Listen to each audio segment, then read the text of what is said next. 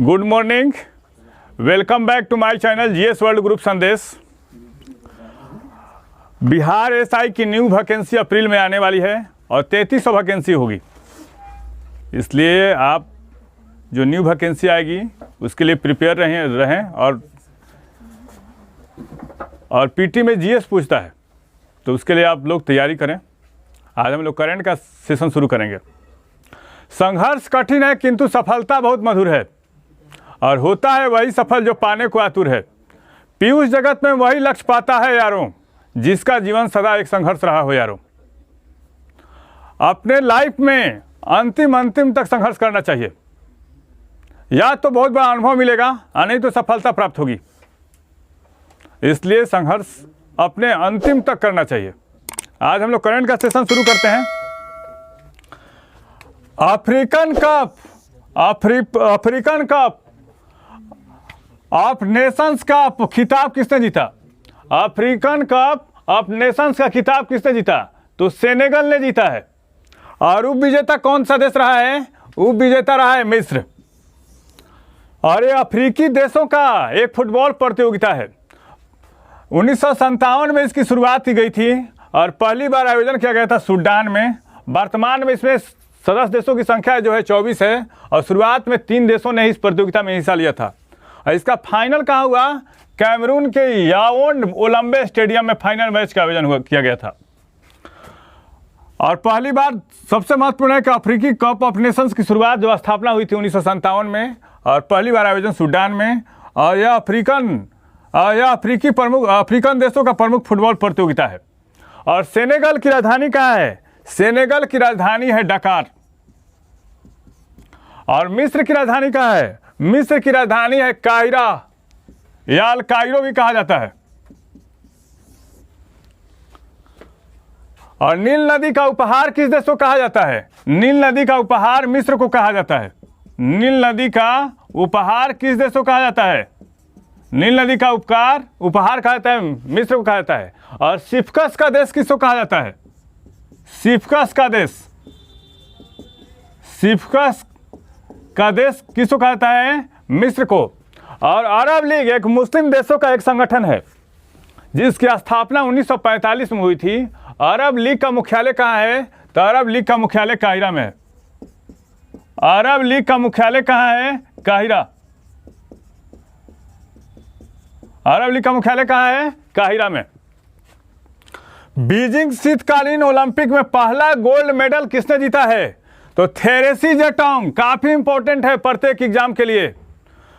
पहला gold medal किसने जीता? थेरेसी जेटोंग। और ये कहाँ के रहने वाली हैं? नॉर्वे के। अर्धरात्रि का सूर्य का देश किसको कहा जाता है? नॉर्वे को कहा जाता है।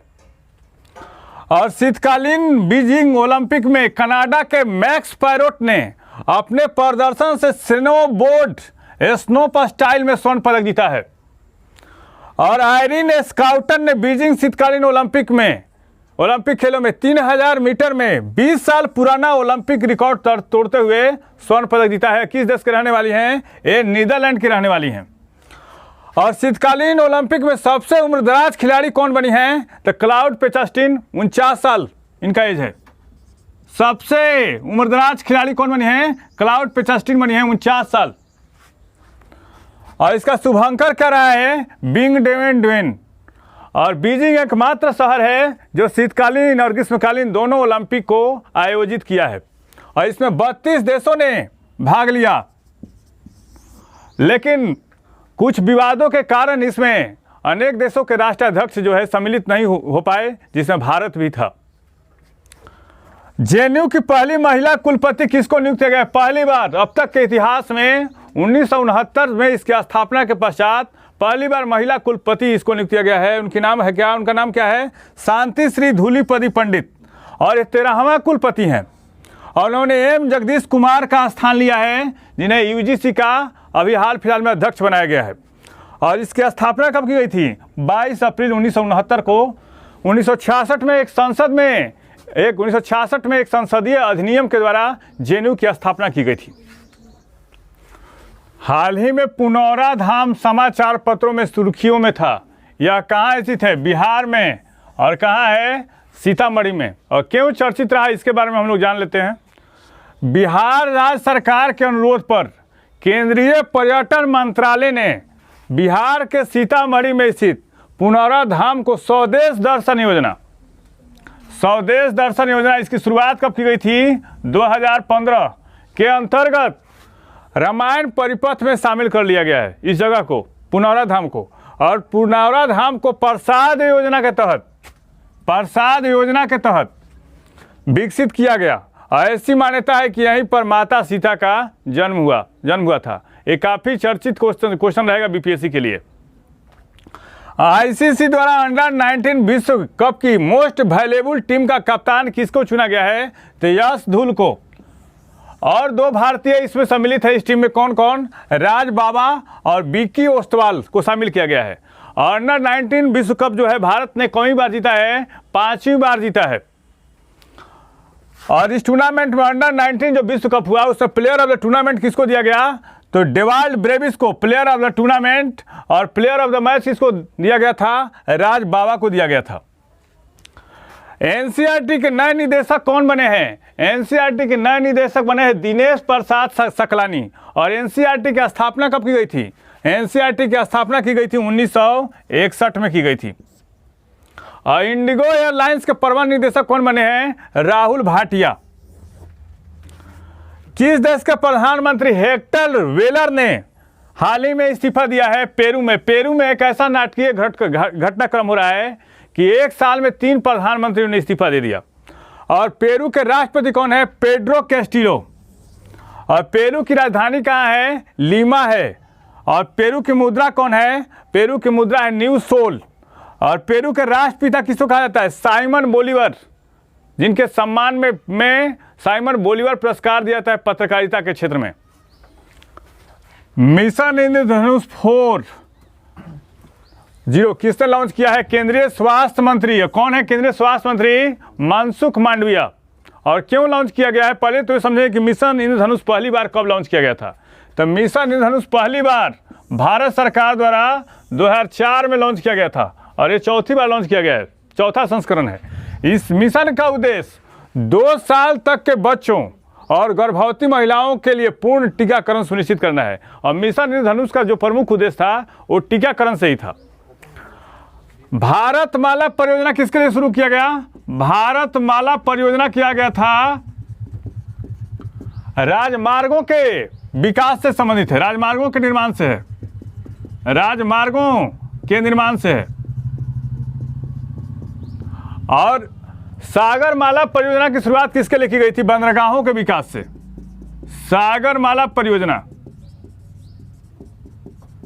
एक किया गया था बंदरगाहों के विकास के लिए, बंदरगाहों के विकास के लिए किया गया था। हाल ही में सेना द्वारा नौसेना दिवस मनाया गया। किसकी याद में मनाया जाता है? तो नायक जदुनाथ सिंह।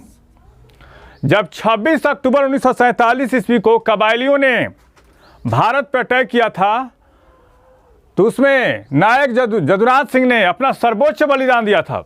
और भारत पाकिस्तान की पहली लड़ाई जो हुई थी वो 47-48 में हुई थी, जिसमें भारतीय सेना ने कश्मीर के 2/3 भाग पर कब्जा किया था।